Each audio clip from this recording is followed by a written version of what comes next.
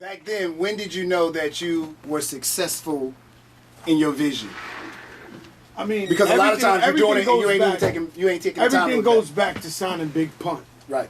Everything goes back to there. That's the point where I became an entrepreneur. That's the point where in the business, a mogul, an entrepreneur. That's the point where I was known like, oh wow, he ain't just trying to rap. He putting the dude on, and the dude going double platinum. He's serious about this. Mm-hmm. You know what I'm saying? So I think the seriousness happened when I signed Big Pun. I don't mean to stop. How did you know Big Pun was gonna be that talented? Big Pun was the best in the world. And then, and I know people do this to you, like, man, you gonna sign somebody with those kind of skills because he could outshine Let me tell you the boss. I came out, oh no, he's better than the boss. You know, you know what I'm saying? But I'm coming out the bodega, they freestyle.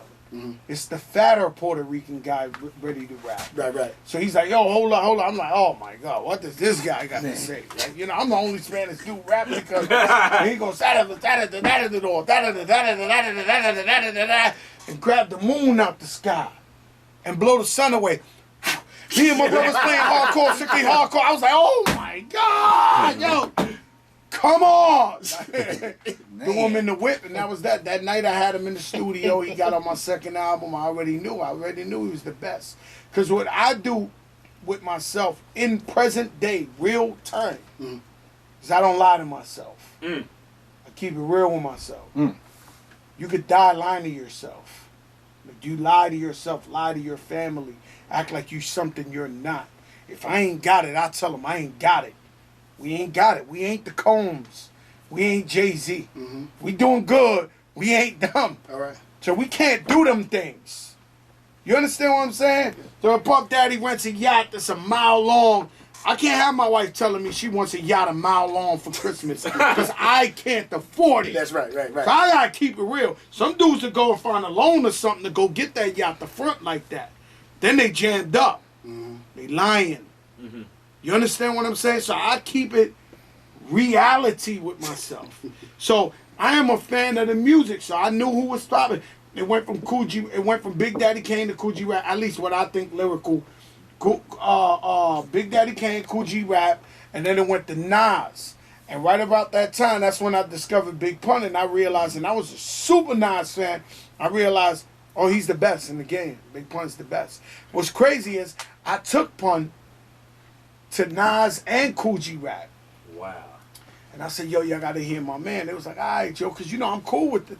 And then he started spitting, and the eyes was like, you can see the eye. Mm-hmm. The eyeballs was just straightening up like, whoa, he found this dude. This dude's a freak of nature. Mm-hmm. He was like, so they knew what's up. And I just knew because what I tell people is, I knew Puff Daddy when he was broke. I'm not talking about, no. What's the difference now? Well, he had a chain that it was like see-through. It didn't look like gold.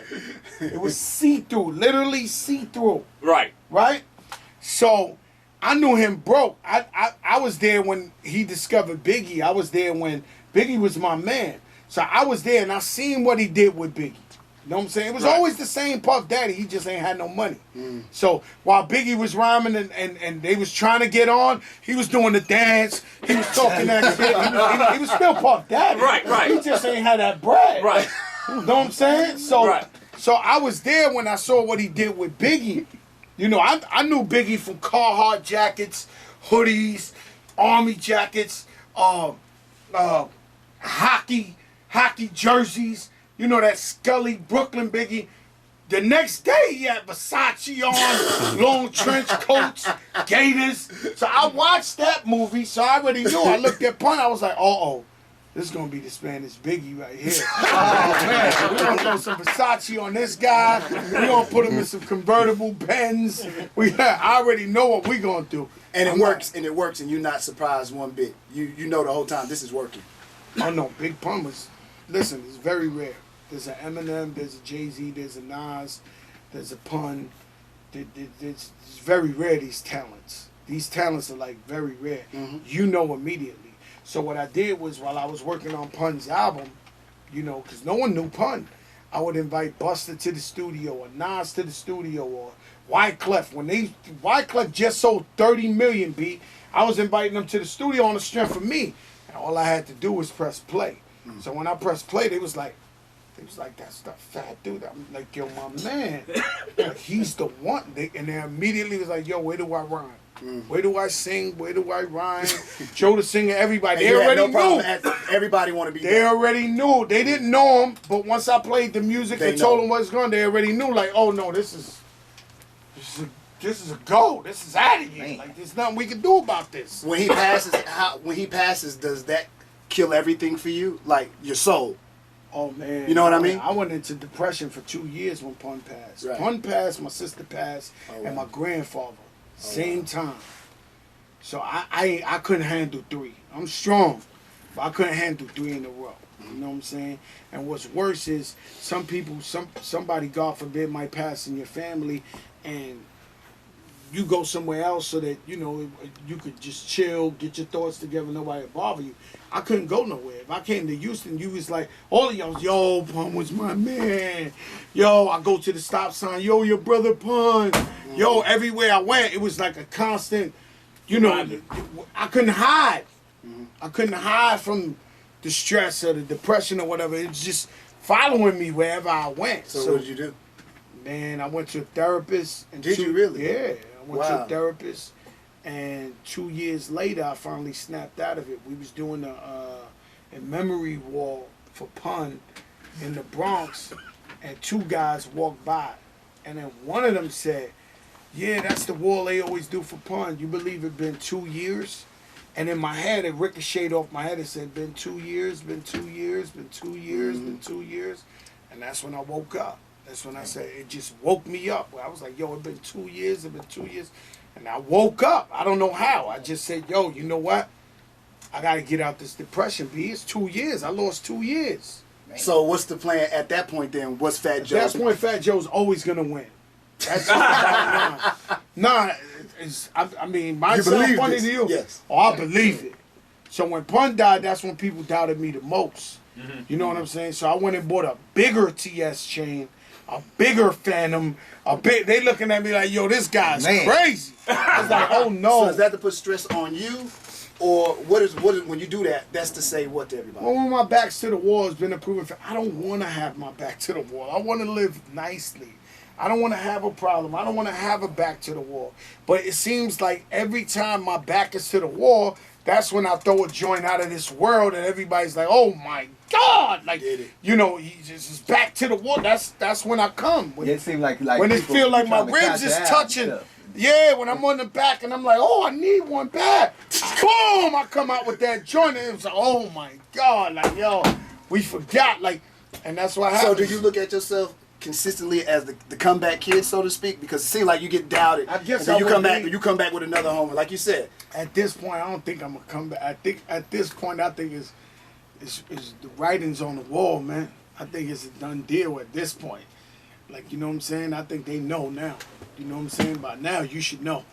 If you don't know Fat Joe come with them hits, something wrong with you, bro. How did you deal with, because I know there's a lot of pressure when everybody's dependent on Fat Joe. You know, you got your rappers, you have Pun's family, everybody's dependent on you, everybody's looking for dough, everybody thinking, oh, we owe so much. How does Fat Joe like, look, y'all, it's not... Everybody thinks they old. It's the craziest thing I ever seen in my life. To this day, everybody thinks you owe them something. That's right. Everybody. That's right. Like, they sit there, like, they think like he owes me for something. That's right. I don't know how, because I'm the guy who sits in the studio day and night, comes up with the music. I'm the guy who goes work and gets on a plane at 6 in the morning. I'm the guy who hates to fly and be in Africa and the plane be like this over Tanzania. and I'm the guy who does this. But yet and still you got everybody all over like, yo, I get mine. We did it. You know, lately I've been like, you know what I'm saying? Lately I've just been like throwing verbal shots at all my best friends. I just be like, yo, my man, we didn't do it, B. Like, you did not go out there with me. Man. You did not. That doesn't frighten you when you do that, though? When you can point out to your people, the people that expect certain things like, yo, you didn't do that, dude. You gotta watch your people. So what's happening now is that Donald Trump's the new norm, and it's really crazy out here.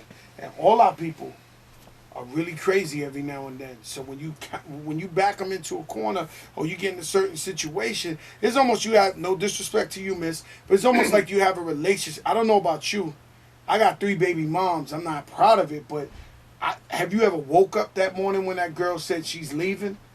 And you like, damn, I was really with her for 7 years? Like, I don't even know this girl. Who is she? Wow. Her crew come in, take everything out the crib. You're like, yo, what the fuck? What? Like, what the hell? Yeah. You know what I'm saying? Right. But you got to go through that. So sometimes with your own friends and family, you go through a situation where you hear them talking, you be like, oh, these people are crazy. Like, they bugged out. Like, they all the way bugged out. Where you like, yo, I can't believe these people even think like this. These people crazy. So with me, I take the ones that I really love, the ones that I know is loyal, whether we got no money or we got money or none. Those, I try to hold them real close. You know what I'm saying? The ones that trust, you can't pay for trust. Loyalty, you can't buy that. So when I got that, I know that's priceless. So you know those guys are the guys I really check for and I'm really with and if I come up to the point where I need to come up, they all good because those the real ones. But you gotta shift through a lot of fake ones to get to the real ones. You understand what I'm saying? What kind of preacher this boy? Huh? I don't know what to tell you, man. You know he got Fat Joe. Do it, baby. Fat Joe don't come around all the time. I gotta put him on.